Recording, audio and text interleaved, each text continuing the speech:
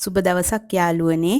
අද අපි හදන්නේ චිලි පේස්ට්. ඒකට උවමනා වෙනවා වියලාගත්තු කූනිස්සෝ, තෙල් උවමනා වෙනවා, කෑලි මිරිස්, දුඹුරු සීනි මම ගත්තේ, සෝයා සෝස් ඕන වෙනවා, මොනවාද සුදු ලූණු, ඉඟුරු, රටලූණු ගෙඩියක්, කරපිංචා ටිකක්, සෝස් ස්වල්පයක්. මම මේ දැන් කරන්නේ හදන භාජනයේට තේ හැඳි 5ක් ගන්න. මම පොඩ්ඩකින්නේ හදන්නේ ඒ නිසා ඔයාලා කැමති ප්‍රමාණයට වැඩි කරගන්නත් පුළුවන්. මේක රත් වෙන්න තියලා මද ගින්නේ පොඩ්ඩක් රත් වෙන්න දෙන්න. බැදෙන්නනේ අපි දැන් දාන්නේ. බැදෙන ප්‍රමාණයට රත් වෙන්න දෙන්න තෙල් ටික. ඊට පස්සේ අපි මේකට එකතු කරගන්නවා සුදු ලූණුයි කපාගත්තු ඉඟුරු කැබලි ටිකයි පොඩියට කපාගත්තු සුදු ලූණු ටිකයි.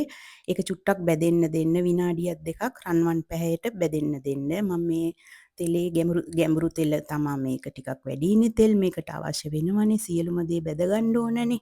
ඒ නිසා මේක බැදෙන්න අරින්න විනාඩි දෙකක් තුනක්. ඊට පස්සේ මම මේ දාන්න යන්නේ රටලූණු ගෙඩිය ඔයාලා කැමති රටලූණු ගෙඩියක් ගන්න පුළුවන්. මම මේක දම් පාටට වෙච්ච රටලූණු ගෙඩිය මේක හරි සුවඳයි. ඒ නිසා තමයි මේ රටලූණු මන් දාන්නේ. ඔයාලා කැමති විදියකට ඒක දාන්නත් පුළුවන්. ඒකත් පොඩියට කපාගෙන තියෙන්නේ. ඒකත් චුට්ටක් බැදෙන්න අරින්න විනාඩියක් දෙකක්. මේ විනාඩියක් දෙකක් බැදුනට පස්සේ මේ තියෙන්නේ රන්වන් පැහැයට ඇවිල්ලා ඊට පස්සේ කරපිංචා කොළ 4-5ක් විතර දාගන්න පොඩ්ඩක් අවශ්‍ය වෙන්නේත් නැහැ මම දැම්මා වෙනසකටත් එක්ක ඊට පස්සේ මම මේ සෝදලා මිරිකලා ගත්ත කූනිස්සන් ටික තමයි මම මේ දාන්නේ ඒකත් ටිකක් බැදෙන්න දෙන්න මේ සේරම විනාඩි 5ක් විතර බැදෙන්න දෙන්න ආපහු ඊට පස්සේ මේ බැදුනට පස්සේ ඔයාලට තේරෙනවා ටිකක් බැදිලා කියලා. ඊට පස්සේ එකතු කරන්නේ කෑලි මිරිස්. මෙතන කෑලි මිරිස් හැඳි 4ක් තියෙනවා. ඒකත් එකතු කරලා ටිකක් බැදෙන්න අරින්න. ඒකට විනාඩියක් දෙකක්. එතකොට අර ඉස්සෝ ටිකක් තව චුට්ටක් බැදෙනවා. එතකොට විනාඩි 7ක් විතර ඉස්සෝ බැදිලා තියෙනවා. මේ පෙන්වන්නේ මේ විදියට.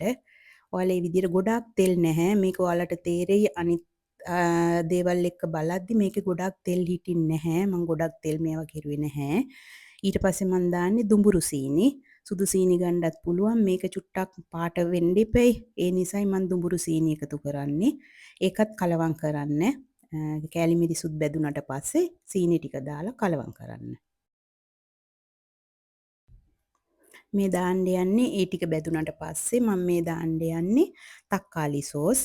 ඔයාලා කැමති විදියට තක්කාලි ඉඟුරු සුදු ලූණු කලවම් වෙච්ච එක හරි එහෙම කමන්නේ මම මේ හැඳි දෙකක් ඒකට කලවම් කෙරුවේ ඒකත් කලවම් කරන්න චුට්ටක් බැදෙන්න ලිප චූට්ටක් අඩු කරගන්න මේ වෙද්දි ඊට පස්සේ මම දානවා ලුණු ටික අවශ්‍ය ප්‍රමාණයට ලුණු ටිකක් දාලා කලවම් කරලා අවසානයේදී තමයි අපි දාන්නේ සෝයා සෝස් ටික මේක චුට්ටක් විනාඩියක් දෙකක් මේවා වුණාට පස්සේ බෙදෙන්න ඇරලා කලවම් කරලා සෝයා සෝස් ටික කලවම් කරලා ගන්න. ඒකත් දාගන්න. මේ තියෙන්නේ අවසානයේ මේ විදියට හදාගෙන ඊට පස්සේ ලිප නිවා ගන්න. දැන් සේරම හදලා ඉවරයි. මේ තියෙන්නේ ඔයාලට ඕනම කෑමක් එක්ක මේක මේසෙට අරින්න පුළුවන්. හරිම රසයි. මේ විදියට හදලා බලන්න. අපි නැවත හම්බ වෙමු ජිස්පීටයි.